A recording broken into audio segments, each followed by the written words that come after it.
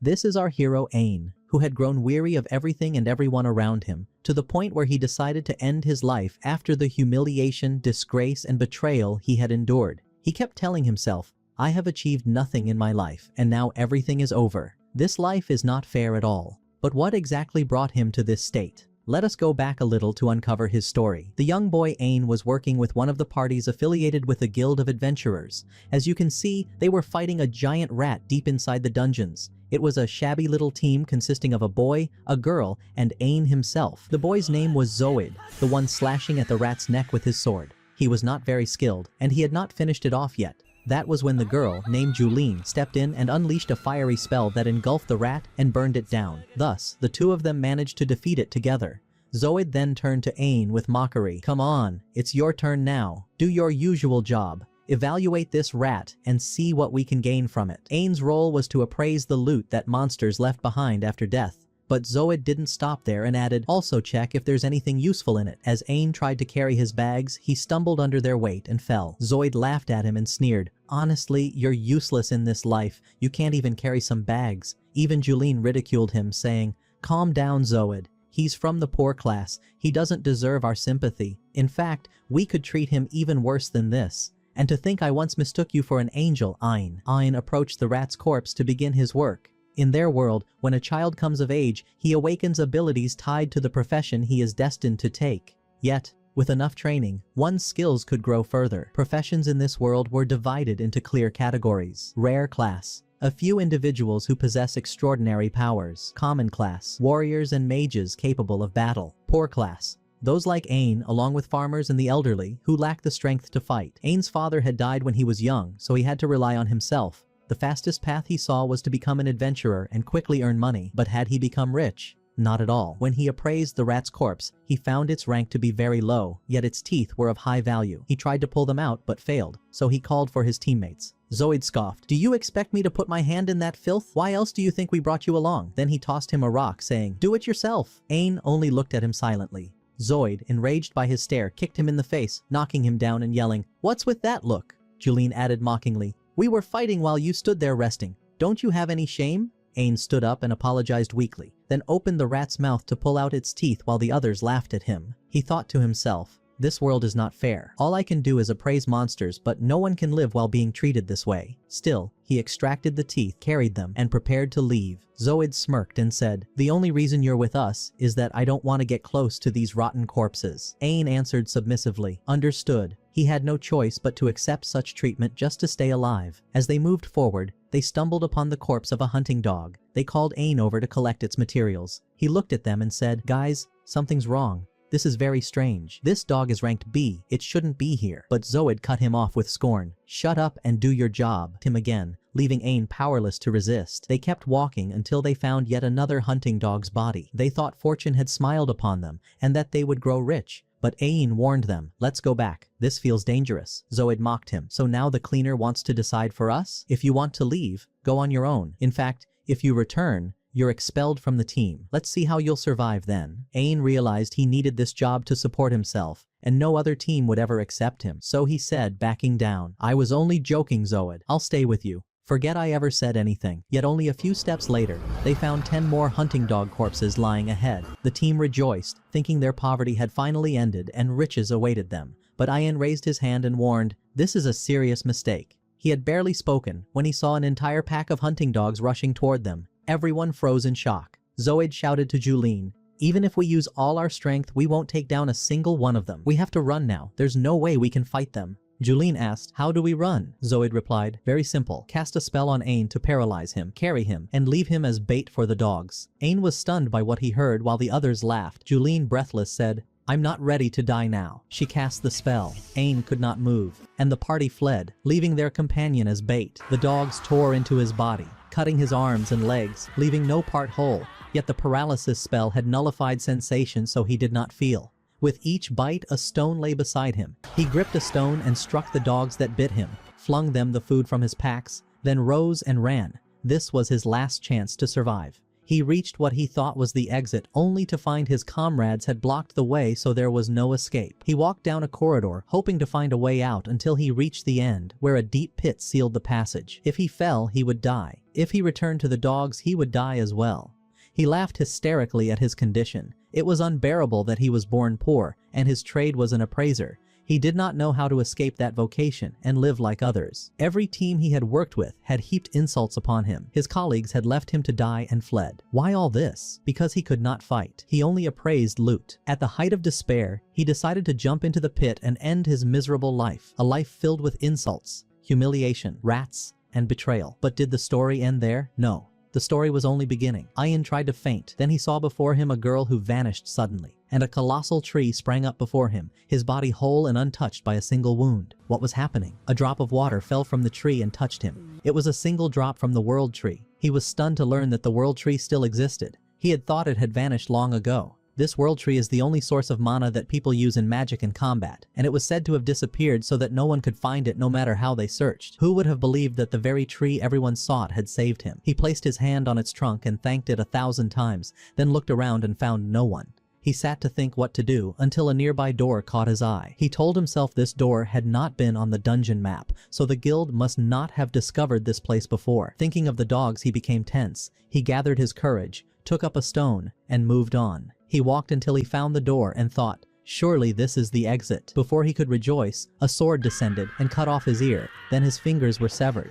He looked and saw a rank S monster before him wielding a weapon. It lashed out and inflicted deep wounds. He could not move a single step. Just as he thought he might escape, the monster was about to finish him when a giant bear of higher rank tore the monster apart and pressed on. Ain was frozen with terror. The bear struck his face and eyes until he lost sight and motion. The bear lifted him and crushed him so hard his body seemed to splinter. All that had happened seemed a futile rescue, when suddenly a girl appeared and slew the bear with a single blow, saying, "This is not for you. She was summoned to save you." Ian fainted, then regained consciousness to find himself without any wound. His sight restored, though its color had changed. Before him stood that beautiful girl. He felt as if reborn into another life, unable to believe such beauty existed. She smiled lightly. Then a voice called to him, "Ain, are you trembling like that?" A woman handed him a cup of tea and said, "My daughter made this for you. Drink it at once, and do not refuse what my daughter made." The girl offered him the tea. He drank it hastily and asked who she was. The woman grasped him firmly, placed her hand upon him and warned, "If you even think an evil thought, I'll cut you off." The girl's name was Yaoi, and she had been the one who saved him. The woman was Ursula, guardian of the world tree. Ursula told him, "My daughter insisted that I help you, and had she not, I would not have rescued a worthless boy like you, so you must thank my daughter until you die." Ain thanked Yaoi for what she had done, and her cheeks flushed red with embarrassment. Before he could say more, a man appeared before him, and Ursula's expression made it clear she was about to show him days of darkness. Ursula then explained that there were 9 world trees scattered across existence, and Yaoi was one of them, with guardians to protect them from any threat. Ain looked at Yaoi and said, "It's no wonder. You are the spirit of the world tree. I saw you only moments ago, and here you are again." He apologized awkwardly, saying, "Forgive me for that cheap remark." Ursula struck him down with scorn, warning him not to speak obscenely before the girl. Ain insisted, "Wait, I must ask, wasn't my eye completely destroyed by the bear? And wasn't my life ended as well? How am I whole now?" Ursula answered, "We used the water dripping from the world tree to heal you, but as for your eye, we fashioned an artificial one from a small piece of the tree's trunk, and let me tell you, it holds tremendous power." She added that all of this was because of Yaoi, who had pleaded for his healing. Ain turned to Yaoi and asked why she had done this for him. She replied, "There's only one simple reason, because you thanked me when I saved you." Ursula added, "For the record, it's rare that anyone remains here and survives. Yaoi saves them all, but none ever thank her. The moment they discover she is the world tree, they cut branches from her and leave. That is why she was glad when you thanked her." Ain thanked her again, and Ursula said sharply, "Enough of that." Yaoi protested, saying the outside world was too dangerous, and Ain could not leave yet. Ursula replied, "What am I to do? My vow is to protect you, and I cannot leave your side. Moreover, teleportation magic does not work here." Yaoi began to cry, knowing Ain would be torn apart the moment he stepped outside alone. Ursula then said, "So he matters this much to you? Then I have no choice but one. Prepare yourself, boy. I will train you until you can leave on your own." Ain's spirit burned with determination. "I will not fail you." Ursula led him into the dungeons for training. Ain nervously asked, "You won't just throw me into a battle and abandon me, will you?" She pointed to a dark spot ahead and asked, "What do you see there?" He answered, "Nothing." She retorted, "How can you see nothing? Use your new eye." Ain closed his eye, then opened it again, and a corridor appeared before him. Ursula said, "Your training has begun." She hurled a wooden block at a sleeping rank S monster, rousing it to rage. Ursula instructed, "You must evade all of its attacks. This is the first step to using your appraisal skill." Ain replied, "What use is appraisal now?" Ursula said, "That was in the past, before your new eye." The monster lunged at him. He appraised it and smiled. But in the next instant the creature swung its weapon and severed his ear. Ursula raised a barrier of world tree water and healed him, saying coldly, "Don't worry. No matter how many times you're torn apart, I'll heal you again. We don't have time to waste." She shattered the barrier and sent him back against the beast. This time, when Ain appraised it, something strange occurred. Time seemed to slow, and the appraisal revealed exactly how the monster would strike. He moved, dodged the attack, and succeeded. Joy surged through him. He had evaded the strike of a rank S monster. Yet the beast came again from behind, slashing his back. Ain rose once more, gritting his teeth. "I must succeed. If I master the power of this eye, nothing will ever stand against me again." Again and again he tried, until finally he managed to dodge every strike. Ursula said, "Now for the second test. Enough evasion. This time, you will defeat it." She handed him a sword and declared, "This blade is from Yaoi. Imagine the pain she felt when she brought it here for you.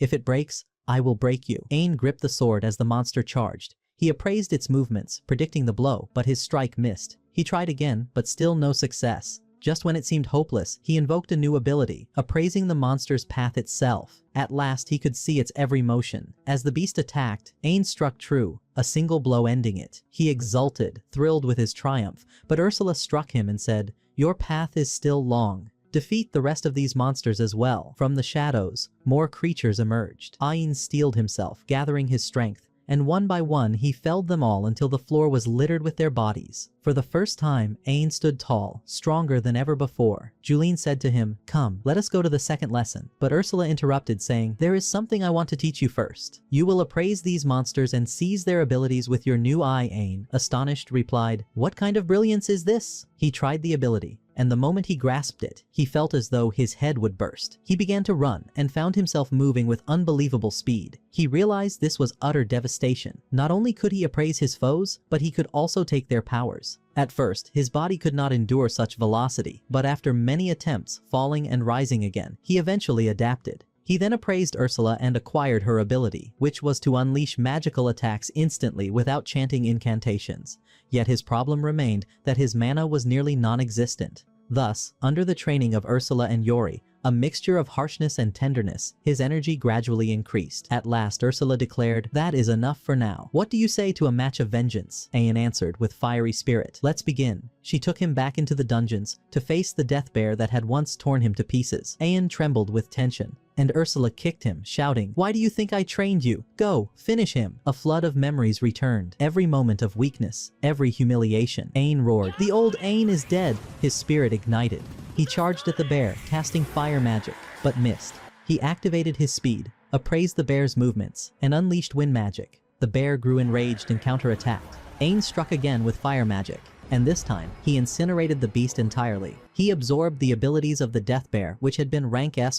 Ursula remarked, "Since you have defeated the one who once destroyed you, you are ready to walk your path. Your training is finished." They returned to Yaoi, and Ursula spoke with disdain. "My daughter requested that I give you a gift, but with that face, how can you deserve it?" She then produced the core of the world tree's spirit. Ain protested, "No, this is too much. I cannot accept it." Ursula replied, "Do not worry. You will only borrow it. I have cast a spell upon you. Should you die, it will bring you back here. Close your eyes so I can plant it within you." She embedded the core into his eye. Ain looked around for Yaoi, but she was gone. Then her voice came. "I am here. I emerged from your eye." Ursula explained that she had implanted the world tree's core within him, making him akin to the tree itself, and Yaoi could now travel between them. Yaoi said softly, "I will accompany you. Whenever you are weary or wounded, I will heal you." Ain asked, "Ursula, do you have no objection?" She flared with emotion and answered, "On my honor, boy, I agree. But know this, Yaoi, since her birth, has had no friends, no companions, always alone with only me. That is why, when she is with you, I can entrust her safely." Then she extended her hand and said, "Another gift." She cast upon him the spell of infinite storage, handed him a sword, and made him swallow her own core as well. so she could watch everything he did and remain close. She warned with a glare, "If you dare think a single evil thought toward my daughter, I will cut you down." Ain turned to Yori and asked, "What is the one thing you wish to do when we leave here?" She answered, "I want only one thing, to meet my family, my siblings, the rest of the trees." Ursula added, "Once there was a single world tree, but it split into 9. Ain said to Yori, "Then I shall live to fulfill your dream, for that is the least I can do after all you have done for me." They continued through the dungeons, Ursula guiding their way. They encountered a colossal mushroom, but it was torn apart in seconds, and Ain seized its ability, the corrosive poison. He pressed onward until he stood before a massive gate, behind which surely lay the dungeon boss, the one he must defeat to reach the surface. Ain declared to himself, "The old Ain is finished." He entered, and before him lay the core of the dungeon. If he destroyed it, the dungeon would collapse forever. No one would ever reach Yori's tree again, and she would no longer need protection. But suddenly, a spell beneath his feet activated, unleashing a massive monster that attacked at once. The beast nearly crushed him, but Ain evaded, transforming his hand into stone. The monster struck, but Ain blocked and melted its hand away. The creature went berserk, swinging wildly with its other arm. Yet Ain dodged every blow, taking cover behind a boulder. Then he emerged, invoking a new spell Ursula had taught him. With a single strike, the monster dissolved completely. Cries of awe resounded. "Incredible, Ain! What magnificence is this?" After that, Ain appraised the monster and absorbed its powers, while Ursula approached the dungeon core and handed it to him so his level would increase even further. Thus the dungeon was finally cleared and Ain and his companions ascended to the surface. Elsewhere, Zoid was sitting inside the guild with his comrades, boasting about how difficult the dungeon had been when he entered it with Julene and Ain. He told them, "Do not forget, my friends, that Ain sacrificed his life to save Julene and me. I will never forget his sacrifice. He was the bravest man I have ever seen." He lied, believing that the howls of the hunting dogs had consumed Ain, and that no one would ever know the truth. Pitiful liar, so wretched in his deceit. Suddenly, while drowning in his lies, he heard a voice behind him. "And who has died?" It was Ain himself, standing alive before them. Zoid froze and stammered, "How did you return? Were you not supposed to die there?" Ain replied calmly, "I returned simply. Walked back after defeating all the monsters inside." Zoid snapped, "You liar! How could you defeat them all alone?" But the people looked at him in disbelief. "Isn't he the one who saved you? Shouldn't you be rejoicing that he lives?" Then Ain revealed the truth. "Julene and Zoid cast a paralysis spell on me and abandoned me as bait for the hunting dogs." The people gathered around Zoid, pelting him with whatever they held, and no one could tolerate him any longer. Ain raised his hand and said, "Enough. I live, and that is enough." Then he turned to Zoid and said, "Thank you for everything." And he left. Afterwards, he returned with Ursula and Yori to another dungeon, where they defeated its boss, and Ain's eye evolved even further. As they walked, Ain said to Yori, "I am sorry. We did not find any of your siblings in this dungeon." Suddenly, a scream echoed through the halls. Ain sprinted toward the sound and annihilated every monster in his way, as if they were nothing. There, he found a girl and a young man under attack. The girl saw Ain, ran straight into his arms and cried, "At last I found you. You are my hero." That girl was Claudia, princess of the kingdom, and the young man with her was Jasper, the master of the largest trading company. Jasper brought them back to his mansion to thank them. They all sat together. Claudia expressed her gratitude to Ain and Yori, then cheerfully declared, "Now that the formalities are over," and rushed again to embrace Ain.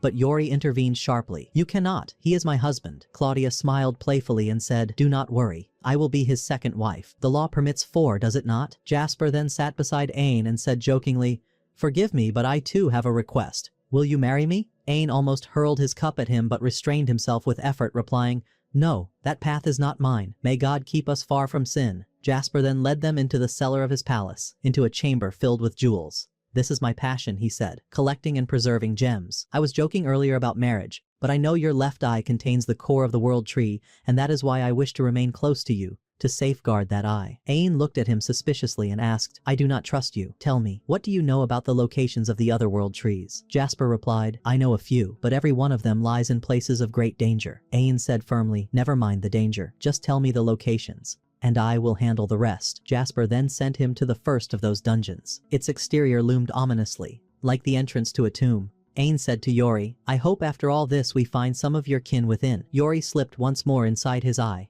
and Ain continued until he reached a sealed wall. Ursula told him, "This wall is woven with magic. Touch it, and you will enter the dungeon." Ain placed his hand upon it, and suddenly everything around him shifted. He found himself in the heart of a vast forest.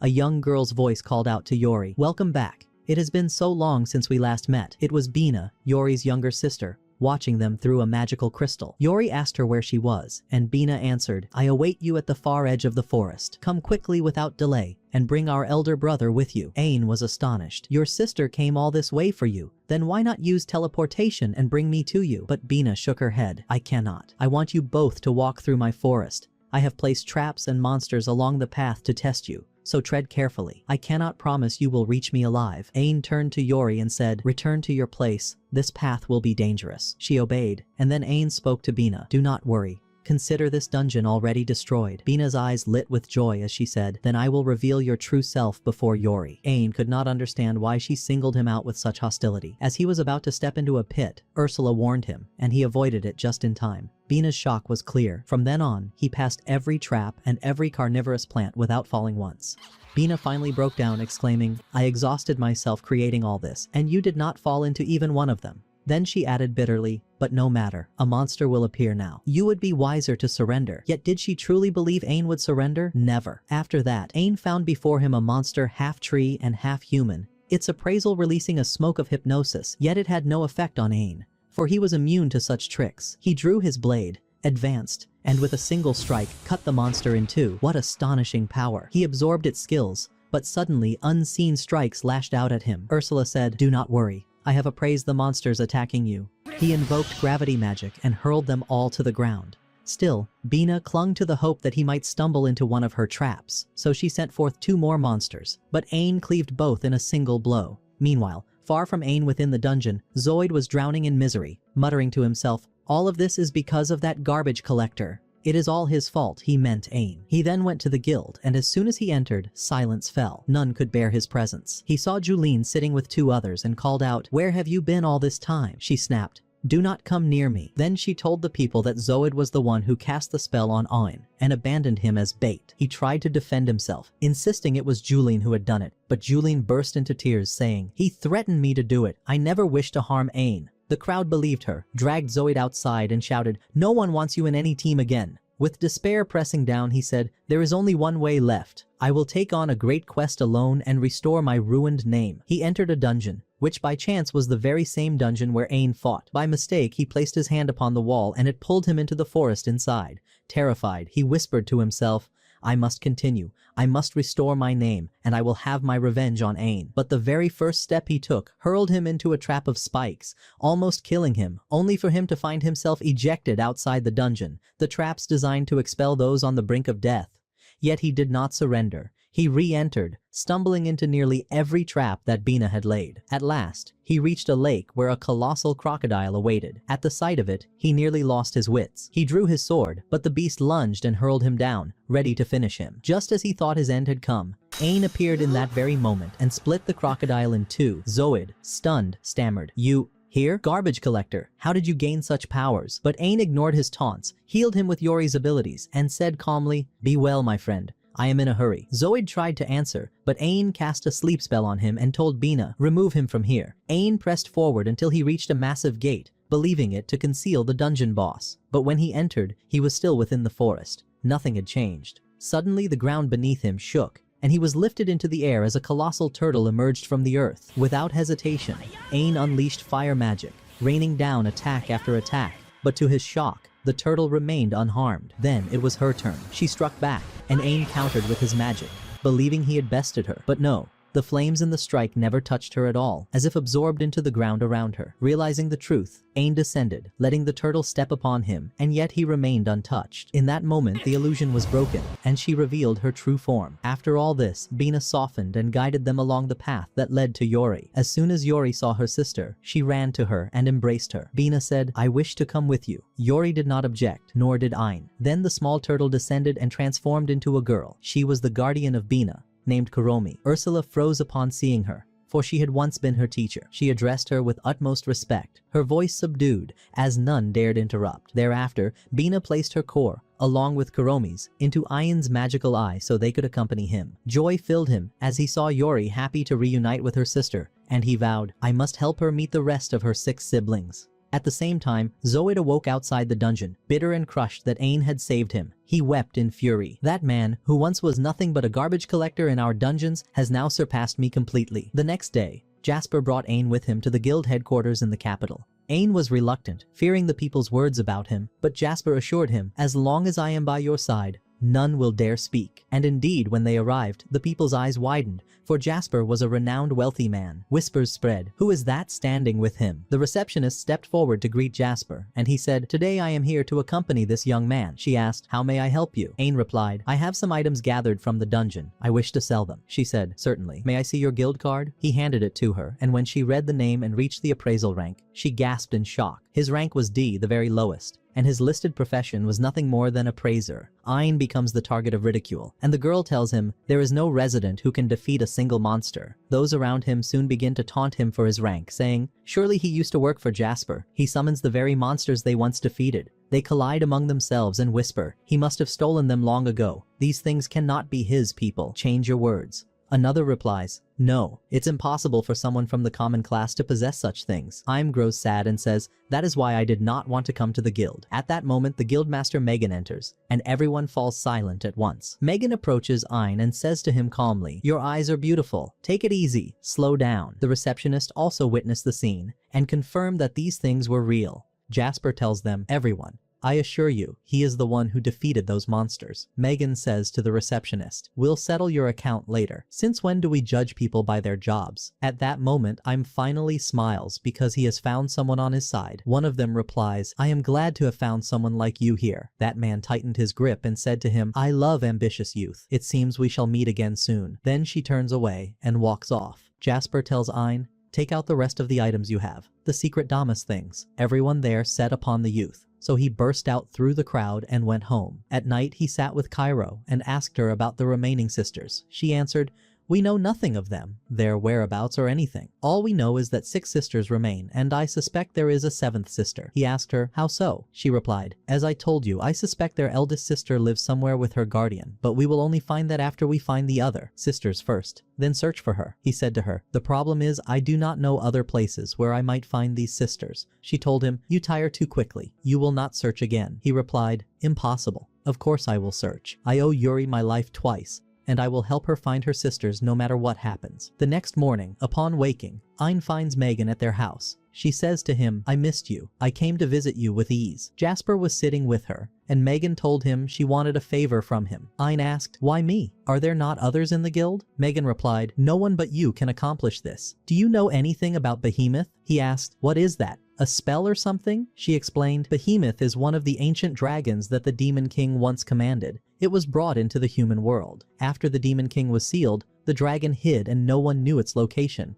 But recently, it has begun to reappear and attack the merchants crossing the desert. I want to officially appoint you to eliminate Behemoth the dragon once and for all. By the way, this dragon is rated SS. I have never encountered anything like it before." Jasper said to him, "My son, this mission could cost you your life, and I know you do not like to show yourself before people." Ain replied, "Do not worry, everyone. I will accept the mission and I will rid you of the dragon." Megan said to him, "You, son of the town, the responsibility is in your hands." He then set out at once toward the desert, specifically to the place where the dragon was rumored to have been seen. On the way, Ursula tells him, "This is a dangerous dragon. It absorbs your spells and turns them into its own power, and it spends the day hidden beneath the earth." Our protagonist grips his sword and strikes powerfully with magic to lure the dragon out. Indeed, the ground begins to tremble, and the dragon emerges, saying, "Who is the fool that dares wake me this morning?" Its appearance is terrifying and immense. It says to him, "No one has ever defeated me before. I have had overwhelming power since I was born, and you honestly look foolish. Why do you want to die here?" Our hero replies, "I will tell you 2 things. My name is Ain, and the second is that I have come to destroy you, you scourge." The dragon laughs and says to him, "You think you can rival me? You seem a fool. Have you come to meet your end here?" The dragon began its assault with blazing fire against Ain,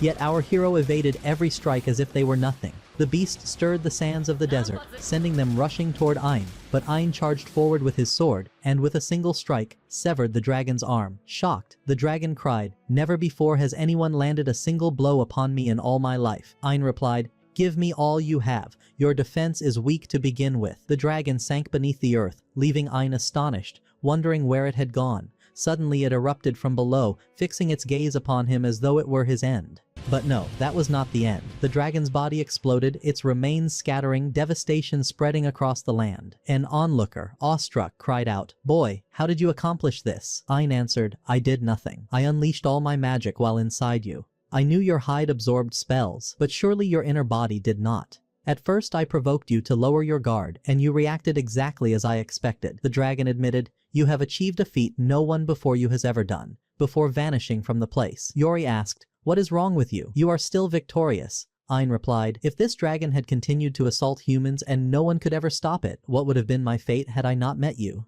Yaoi answered, "It was wicked and harmed people, but you are entirely different." Ain then absorbed the dragon's skills and returned to the royal palace. Claudia met them there and told her father she wished for him to see Ain. When the king entered, Ain trembled, but the king said, "There is no need for such ceremony, my son." Sitting, he added, "I am pleased to see my daughter's future husband before me." Ain answered, "Command me as you will, my lord." The king said, "I summoned you before others because I learned that you defeated the dragon that obstructed trade. I wish to thank you for this, and also because you once saved my daughter in the forest, and because you ended the menace of Damas. I do not know what to thank you for first." "My son," Ain humbly replied, "do not thank me. Thank Yaoi. She healed your daughter when we saved her, and without her, I could have done nothing." The king thanked Yaoi as well, then said to Ain, "You are among the good people of this land, and I hope to see you grow even more." He gave him a medal bearing the kingdom's emblem and said, "You may use this wherever you go." Ain thought that this gift would aid him in finding the rest of Yaoi's family. Meanwhile, in the town, the people spoke of the hero who had slain the Demon King's dragon alone. Zoid heard these words, yet he remained the same,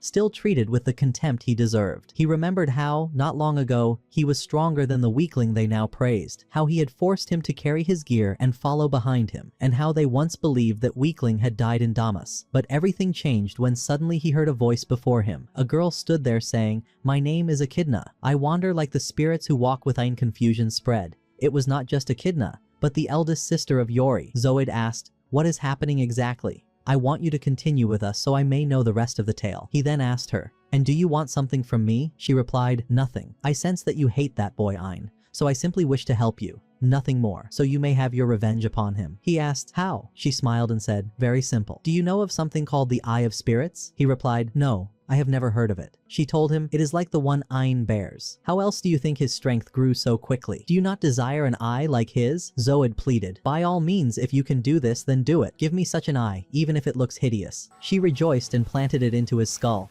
and the boy transformed into a massive, grotesque, terrifying creature. At that same time, Ain was lying ill and asleep in Jasper's manor. Yaoi and Bina decided to cook something to help him recover. Bina said, "Let us go down to the market and buy a few things." Yet in truth, Ain was not merely exhausted. He was dreaming of the days of weakness, when Zoid forced him to do everything. He remembered the cruelty of that past, and felt that what befell him then was deserved. He recalled the hunting dogs that had once attacked him, and thought that would have been his fate had he not met Yaoi. In his dream, Ursula appeared as a dark version of himself, saying, "Indeed, that was your fate, but you were lucky to have seized the spirit core. Do not think you are strong by yourself. Do not forget your origin. You will remain a wretch all your life." Ain awoke in terror and found Roselle at his side. He asks her if she is all right, and she replies, "Nothing. I only dreamed a nightmare." She asks, "A nightmare?" He answers, "If I had not met you and Yaoi, what would have become of me? I would have been food for the hunting dogs. All that happened to me was nothing but luck. I am here because of the power I gained from you, but my origin has not changed.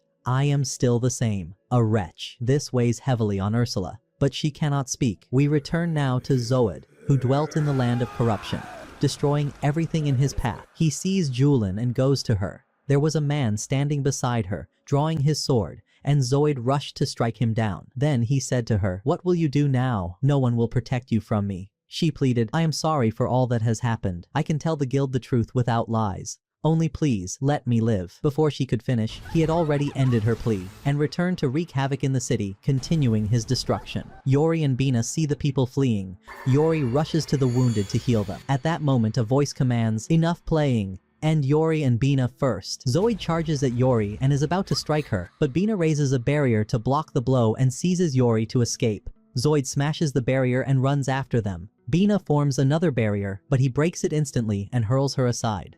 Yaoi rushes to shield her sister, clinging to her, and he was about to finish her. He says, "You are foolish for giving Ain that power. Now you will die because of him." Do you think that will happen while Ain is here? Of course not. Our hero appears and saves her. forcing them into his sight and declaring, "Finish him." He tries to strike, but nothing appears. Zoid attacks Ein, yet the boy blocks it and casts him away. Zoid does not stop and attacks again, but it is useless. Ein blocks all his assaults. Echidna watches from high above and says, "You will die now." Zoid snarls at Ein, "Is this all you have, garbage collector?" Then Ein realizes it is Zoid. Zoid says, "I abandoned weakness. The Eye of Spirits evolved in me just like you." Our hero falters, and Zoid lands a blow, sending him flying. He is about to strike again, but Ein retreats. Roselle warns him, "If you do not finish him, he will finish you." Ein climbs to the rooftop of a building, Zoid following, saying, "I never thought you had all this power. Yet you are strange. You do not use it for your own gain. Look at Julin. She laughed at me and betrayed me. I ended her with this power. All I suffered before is now nothing. Surely you want revenge on me too, for bullying you and abandoning you in Damascus. But let me tell you something important. You should have taken your revenge long ago." Ein replies, "No, I never wish to take revenge on you." Yet his dark self appears beside him again, whispering, "You are lying. You thought of revenge. Everyone laughed at you because you are from the poor common class. You and this monster are the same now." Ein wavers, unable to resist the words of his dark self or those of Zoid. His shadow sneers, "We are alike." Yori intervenes, saying, "That is not true at all. He is a kind and strong man who never sought revenge against anyone." Ursula also appears and tells him, "You did not become strong just because you met someone. You became strong because you cleansed yourself from within. It is enough that you use your power to protect those in need. You never harmed anyone. Unlike them," Yori adds, "the reason I am here, the reason I found my family, is you." In that moment, Ein awakens within himself and declares, "Yes, they helped me, but you and I will never be the same." His strength doubles and a torrent of magic bursts forth. Zoid attacks again, but Ein blocks the strike and casts him far away. Zoid returns to strike once more, but Ein forms a barrier stronger than any before. Zoid expends all his power and charges again, but Ein grips his sword and says, "You will pay the price for what you have done." With a single strike of his blade, he shatters the Eye of Spirits within Zoid. What a sight. Zoid had thought he would end Ein, yet Ein's heart remained merciful. He saves Zoid from himself and delivers him to the guards to face justice. Ein says, "Surely someone exploited Zoid's weakness and turned him into this monster. Who did it, and why?" Later that night, Echidna appears, saying, "Everything I planned has begun exactly as I desired. Now I have measured Ein's strength. But soon all of this will end, and I will once more free the Demon King from his seal of evil." She then ascends to the Queen of Demons, where she meets Baron Falco, half man half bird as you see him. He asks her, "What brings you here?" She answers, "Nothing. I merely bring you a message from the Demon King." She opens the letter and says to him, "I want you to kill that young man. It is Ein." He asks, "Even if the Demon King himself wants me to do it, why should I bear this alone? What concern is it of mine?" She answers, "That boy overstepped his bounds and slew the dragon behemoth." He replies, "If that is the case, then let us teach him some manners. Who does he think he is?" The witch responds, "That is why I always rely on you. This mission is extremely dangerous for us as the Demon Kingdom. The entire kingdom is entrusted to your hands, hero." He answers, 5 minutes only, and I shall return after ending him." He opens a gate to the human world and flies out, harboring only malice. At that moment, Ein stood upon his balcony, when Baron Falco appeared before him and said, "I am Baron Falco, one of the 5 highest ranks among the demons. I have come to end you." Ein answered mockingly, "Enough with the double talk. The people are asleep. You will wake them." The Baron was stunned. Who dared to speak to him this way? He lunged forward, seeking to tear him apart with his claws, but a single slap from Ein sent him flying. The Baron could not comprehend what had happened. Ein followed him, saying, "Is not the title of Baron one of the lowest? What is this empty confidence?" Then he struck him once more, smashing him into the ground, ending him. Ein descended and assessed his power, saying, "He came to kill me, but he would never have been able to harm Yori or her sister." At that moment, Yori and Bina appeared, awakened and asking what had occurred. When they saw the Baron's body, Bina exclaimed, "What a sight! Become far stronger than before, perhaps even stronger than Ursula, who trained you." Upon hearing this, Ursula grew furious and lunged at him in anger. The next day, Ein went to the forbidden library within the royal castle where he met Claudia. She said, "This is a vast library, but it is reserved for the royal family only. Yet since you hold the medallion given by the king, you may enter. The only condition is that the librarian must approve your entry." Claudia added, "I cannot do anything more for you." Ein answered, "Do not worry," and passed through the door to meet the librarian. Yori attempted to follow him, but a barrier stopped her, meaning the librarian had accepted only Ein. He advanced and found himself before an immense collection of books. He said, "What is all this? Even if I searched for a year, I would not find what I need." Suddenly, a girl fell from above. He ran and caught her before she struck the ground. He asked, "Are you all right?" She rose and thanked him, saying her name was Alice. She explained that she had been reading and fell suddenly. It turned out Alice was the librarian. She asked him, "What do you seek?" He answered, "I want books about the secret dungeons surrounding us." She asked, "Why do you need them?" He replied, "I want to help someone dear to me find her family." She handed him a book and said, "You will find what you need in this." Ain took the book joyfully. Alice then asked, "How is Yori now?" Surprised, he asked, "How do you know her?" She replied, "Your colored eyes hold her core. I know Yori because she is like my spirit. I too am a tree spirit." What amazement! One of Yori's sisters had been found so easily. Her guardian Akame appeared, thanking Ain. "Thank you for making my daughter happy." Ain looked at her and said, "And where is the happiness in this?" Then he asked about Yori and Bina outside, but Akane said, "They cannot come with you. This library is not in the castle at all, but exists in a separate dimension. A gate within the castle links to it, but it is special. Only humans may pass. This is because the library contains all the kingdom's secrets, and in exchange for guarding it, we may use it and read from it. But if you want Alice to meet her sisters, you must reach the secret dungeon and come directly here." Ain asked Alice, "Why do you not wish to see your sisters?" She did not answer. He told her, "I understand. You are afraid to leave. Do not worry. Everything new frightens us at first, but I will always stay by your side and protect you. No matter how long it takes, I promise I will take you to your sisters and protect you. Whatever happens, I only want you to trust me a little. I will leave you to think on it, while I go and look for the place of the dungeon in the book I took." Alice was shaken by his words. She wished to go, but remained hesitant. Ain left with the book, and when Yori and her sister learned of it, they wanted to meet their sibling. Ain told them, "Do not worry, I will try again with her. I will go back to her and persuade her. I too want her to come out and meet you." But it seemed Alice had given them the wrong book, one that led to a false address. At that time, Alice was watching them through a crystal when her guardian asked her, "Why did you give him the wrong book? Do you not want to meet your sisters?" Alice replied, "I am afraid of interacting with other people. I have no ability to fight. I would only be a burden on them. And besides, I do not like humans at all." The guardian told her, "But Ain is not like them, and you do not have to go out with him yet. Wait until he finds our dungeon. Still, to be honest, it seems you admire him. It shows clearly on your face. Why not try trusting him? You have nothing to lose. Do you even have anything to lose at all? And if anything happens, you can always return." At that very moment, Ain entered again, and Aki said, "Be brave," and pushed her toward him. Alice stepped forward and said to him, "I trust you. Take me with you so I may meet my sisters." Ain lifted her and flew with her toward the dungeon where her core was kept. Akahani gave him the core, and they set out on their path to leave the dungeon. Ain and Akahani faced any monster that crossed their way and defeated them, until our hero reached the leader of the cavern, a massive knight clad in armor. Ain challenged him, throwing aside his sword. The knight said, "Do you think you alone will be chivalrous? I too will throw my sword." Yet with a single strike, Ain cast him down helplessly. How magnificent Ain was. After that, he gathered them and led them out of the dungeon toward the castle. When Yori and Bina saw Alice, they rushed toward her, though she was not fond of much contact. Yori instead flung herself at Ain and embraced him, thanking him for allowing her to meet her elder sister Alice, who was radiant with joy. And it seemed there was a hidden challenge among the sisters concerning Ain, who would remain with him and continue onward, that we shall learn later. The next day, Ain sat in the castle pondering his next move, when Megan came from behind and placed her hand on his shoulder, as though there were a strange bond between them. She sat with him and Jasper said, "The king wants you for an official mission," Megan explained. "Long ago, the demons were expelled from the human world when the heroes raised a wall between their realm and that of the demons, yet recently there has been a great increase of their presence in a region called Rashik.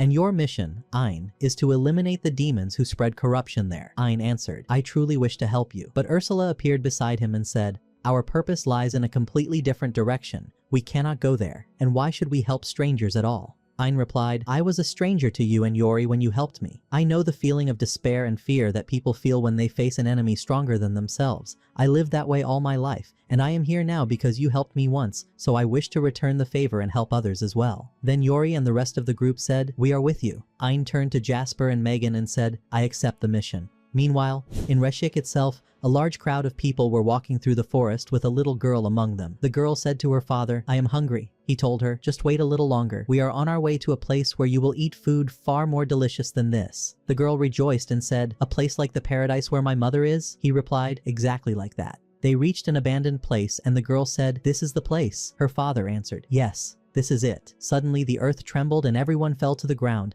and a man cried out, "Hurry and bring the offering." The girl's father urged her, "Go. That beast will take you to the place I told you about." She replied, "Very well, but will you not come with me?" He said, "No, I cannot come this time." She comforted him, "It is all right, but when my mother went to paradise you wept a great deal. I beg you, do not cry again. Her eyes filled with tears in a heartbreaking scene, and she added, do not cry. I will not be there to wipe your tears. Her father sobbed as well. Then the girl stepped forward toward the beast, which spoke to them. You are late. The creature was immense, with 8 heads and a terrifying aspect. The girl begged, please take me quickly. Her father rushed at her and tried to hold her, saying, I cannot leave you. The villagers wept and murmured that they had all agreed this was the only way to save the village. The father pleaded, please take me with my daughter. Do not abandon me. The beast answered as if reminding them, have you forgotten your pact with me? You hand over a girl to me each month so that I do not destroy your village. Since you kept your end of the bargain, I too must keep mine. The beast then breathed a gaseous mist that struck the people and felled them.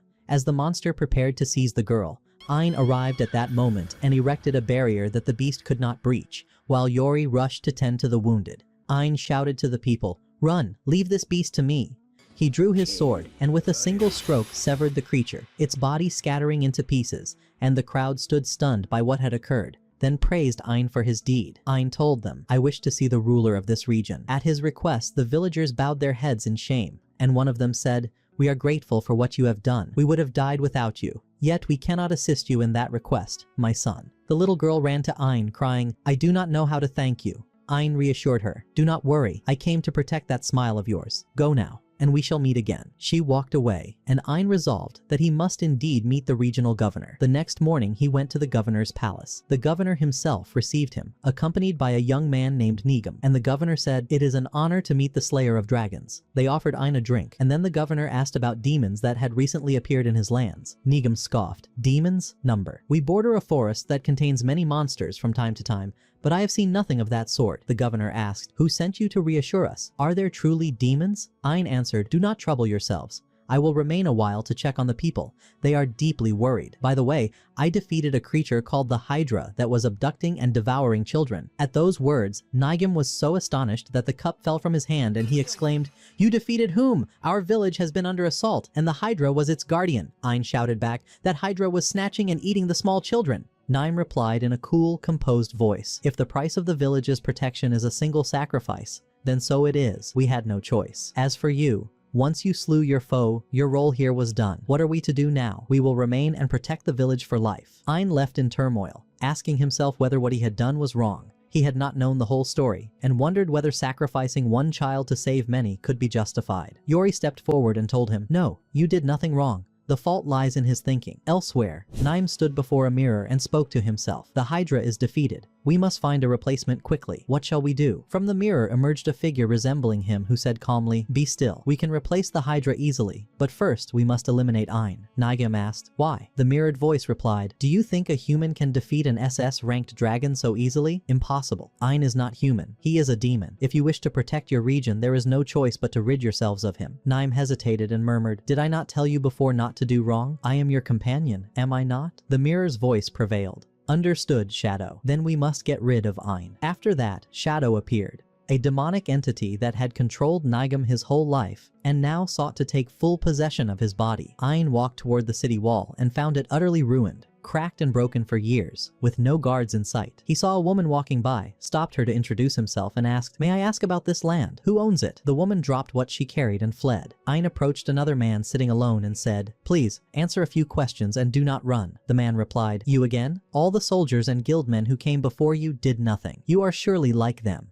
Look at this land. Monsters ravaged it and spoiled all the crops after you slew the Hydra. We do not know whether we will die of hunger or be devoured by beasts first. All we want is a normal life. Take your things, boy, and return to your home. Ain did not speak. He cast his magic and the earth greened again. He moved to the crumbled walls and mended them by spell. The man stood aghast. With this, the monsters cannot enter the village unless they bring flying creatures with them. If you need more, I will help. For God's sake, do not give up. Keep hope in your heart. Allow us to live. Let me help you, lad. He laughed and added, this is the strangest plea I have ever heard. Before, the first came from our former governor, Nigon's father. Our village was attacked then as well. He came to me and said, do not surrender. If you die, I will not be able to help you. He was brave and kind and beloved by all, but everything fell apart when his son took the seat. The protective wall broke, the Hydra appeared, taxes crushed us, and those who complained to him never returned. Yet you, boy, have given me new hope for life. Ein brightened at those words. Suddenly, his magic eye revealed vast hordes of monsters marching toward the village. He did not flinch. Even if there are 100,000 beasts, I will cut them down. Not one shall touch this village, he declared. When he saw the scale of their number, he grew startled. Yaoi asked, "What will you do?" He looked at the villagers and saw despair. Some reciting final prayers, some entrusting their children. He recalled the little girl he had once saved from the Hydra and told Yaoi, "Return to your place." Then he addressed the people. "Do not fear. Go back to your homes.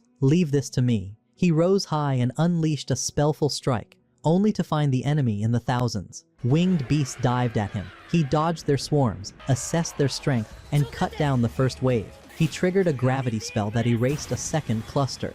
Not content, he multiplied himself into many copies, spun magical threads, and sliced more hordes apart. The villagers stood stunned at his deeds as he fought to protect them. Another pack surged forward.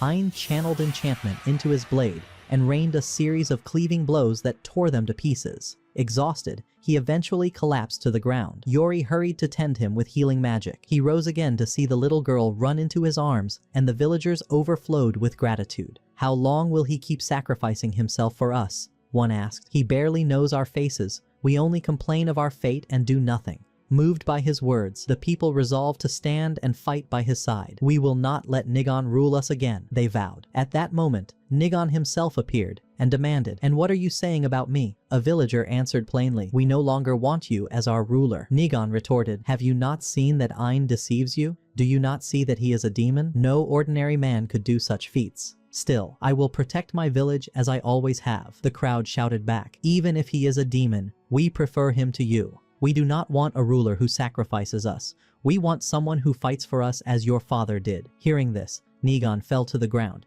feeling his mind split in two. He called for Shadow to aid him, but it was too late. Shadow's control had already begun. A tense exchange spun between them before Shadow seized full control. Nigon stammered, "What shall I do?" Shadow hissed, "Kill them all. There is no use in people who refuse to obey. Kill them as you killed your father." Nigon protested, "But my father was sick." Shadow answered, "I will tell you the whole truth." Memory flooded Nigon. Days of his childhood when his father lived and helped the people. How the whole village had loved the man. By contrast, children Nigon's age treated him as if he were ill, whispering that his sickness was contagious. They would not play with him. They left him alone and fled. And now the shadow that had always lurked in the mirror moved to claim him, ready to seize the body and bend it to its will. Nigon was in deep distress, running aimlessly through the houses until he collapsed before a small pool of water on the ground, sobbing in despair. In that moment, Shadow appeared before him for the very first time and said, "You do not have to be like your father. Be yourself." He convinced him that he was his friend, but warned him never to tell anyone of their bond. From that day on, they began to spend more and more time together, playing, laughing, and drawing closer to each other. One day, Shadow told him of a medicinal herb that, if given to his father, would restore his health. Nigon, desperate for hope, gathered the herb and prepared it for his father every day, believing he would see him recover before his eyes. But he did not know that he was slowly poisoning him. Eventually, his father died, and Nigon, paralyzed by shock, could not act. That was the moment Shadow exploited, tightening his grip over him little by little, until the moment we have now reached. Shadow mocked him. "You are the fool who ended your father's life with your own hands. I orchestrated it all." Crushed by despair, the boy surrendered, and Shadow seized complete control of his body. Ein stood there helpless, while Shadow declared, "I am one of the 5 demon nobles, and I am pleased to finally meet you, Dragon Slayer." Ein trembled with shock and demanded, "Where is Nigon?" Shadow sneered, "He is right before you, but he is suffering through a miserable time, and you are to blame for what became of him. We had been thriving, exploiting Nigon to weaken this region's defenses, until you arrived and ruined all of our plans. You left me no choice but to act myself. Do not mistake me for Falco, whom you dispatched in mere seconds. I know human weaknesses well. As long as I inhabit Nigon's body, you will not dare strike me, and on top of that, I shall end you as well." With that, Shadow lunged at Ein, but Ein evaded his strikes. He tried to imprison him within a magical barrier, but it proved useless against Shadow. He attempted again, pouring forth all his mana, but Shadow pressed relentlessly, summoning beasts from the earth to assault him. Ein did not falter. He drew his sword, and every beast that came near was struck down. He even created multiple clones of himself to hold back the horde, while he faced Shadow head-on. Suddenly, Shadow caught him from behind, landing a crushing blow and then unleashing a flurry of attacks. Yet Ein stood firm like a mountain, enduring each strike. Shadow laughed. "Did I not tell you? You cannot attack me. If you do, Nigon will be the first to die." Ein's voice thundered in reply, No, that will never happen. I will not sacrifice Nigon to save the rest, Ain shouted with all his might. Nigon, I know you can hear me. Shadow pummeled him mercilessly, but Ain did not relent. Step by step he advanced, still calling out, until he reached him and slammed his head into the ground. Nigon, you said you wanted to protect your village. I know you meant it. You must rise again and protect it. Memories of his father surged within Nigon, and tears streamed down his face. I should have known what Shadow was doing to me. What I did with my own hands, I will never forgive myself for. He struggled to awaken, but Shadow's grip remained. I will never leave, Shadow growled. With trembling resolve, Nigon seized a dagger and plunged it into himself. Shadow snarled, "Then die alone, fool!" He burst out of Nigon's body in the form of a small beast, attempting to flee, but Ain gave him no quarter. His blade flew like lightning, splitting Shadow clean in two. Ain rushed to Nigon, healing him until his breath steadied. Nigon whispered weakly, "Why did you save me, Ain? Why pull me out of the darkness? I was ready to sacrifice myself to atone for my sins." Ain answered firmly, "I will never allow you to throw away your life, nor the lives of others. You must atone here, in your village, not by fleeing into death." But Shadow was not gone. He emerged once more in a diminished form, trying to escape, only to be seized by Bina. Ain approached and demanded, "Why do you demons seek my death? What have I done to you? Am I truly such a threat?" Shadow sneered, "Do you not know? Are you not of my kin?" Ain's eyes hardened. "Then I shall end you. Plain and simple." Shadow panicked. "Wait, I will tell you everything. Only promise to free me." Yet before he could finish, his body erupted within the barrier that confined him. A curse had been placed upon all demons. Should they reveal vital secrets, they would be obliterated instantly. Later, Ain returned to the castle, where he learned that the king had decided to appoint him governor of the region he had saved. This, at Nigon's own request, after surrendering himself to justice. Ain accepted the post. Claudia, with a playful smile, said, "So now we can finally marry officially." Ain laughed and replied, "Spare me, my lady. I am no match for you. I was never meant to be bound." We shift now to the Demon Kingdom, where two of its nobles gathered, inspecting the aftermath of Shadow, who had been slain by Ain with a single strike. Suddenly, the head of one of them was severed and sent flying, prompting cries of disbelief. "Who is this?" A woman then addressed the nobles, saying coldly, "The thing I despise most is weakness, and for one to oppress someone even weaker than himself." This woman, who now stood among the highest ranks of the demon nobility after the Demon King himself, was named Yona, the third strongest figure in the entire kingdom. Yona had summoned a servant and tasked him with sending an assassin to kill Ain and bring back a spirit tree soul. She handed him the location of the dungeon that needed to be targeted and reassured him before his departure. "Do not worry. I shall return with the spirit tree soul and personally rid us of this so-called garbage collector. Wait for me." Her confidence in herself was extraordinary. We returned to Ain when Alice approached him and said, "I want something from you. I had been watching you through my crystal because I wished to see my sisters before you came to me." And suddenly this vision appeared. Ain looked and saw a girl lying on a bed. Yuri rushed to embrace her, thinking she was her elder sister Krosh, but it turned out to be nothing more than an illusion, not her real body. They shared a brief moment of lighthearted banter. Then Alice said, "Let us get to the point. Krosh tells you that a demon is now targeting a dungeon where our sister resides, and we need Ain's help.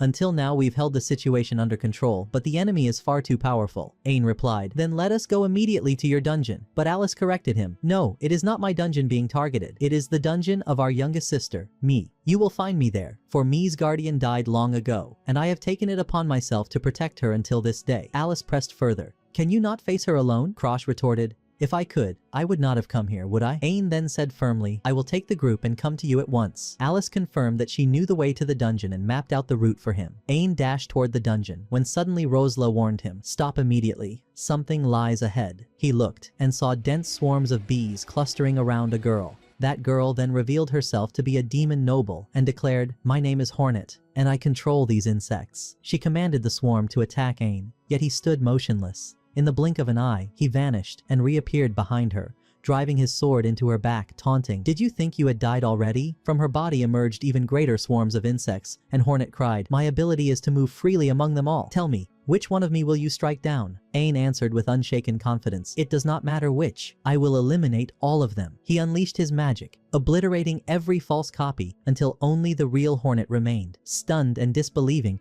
she tried to flee, but suddenly, the portal she sought to escape through closed in her face, and from it stepped Yona. She asked icily, "Why are you running away?" Hornet confessed breathlessly, "He is far stronger than I imagined." I never thought. She had no chance to finish her words, for Iona drew her gun and shot her without hesitation. The portal sealed itself shut. Ain stood upon a rocky outcrop watching. Iona turned her gaze toward him and said coldly, "Not bad, for a garbage collector like you. But it is my task to finish you here." With arrogant pride she continued, "I am not one who hands the task of collecting spirit tree souls to the weaklings among our demonlings. Yet I cannot understand why they gave you such weight in our kingdom. I have come to kill you and claim the spirit tree soul." Ain replied with steel in his voice, "I will never forgive you." Iona laughed mockingly and asked, "And what will you do?" In that instant, Shadow appeared behind her, casting a draining spell to sap her energy. The air cracked and roared, golden arcs flashing as he struck mercilessly.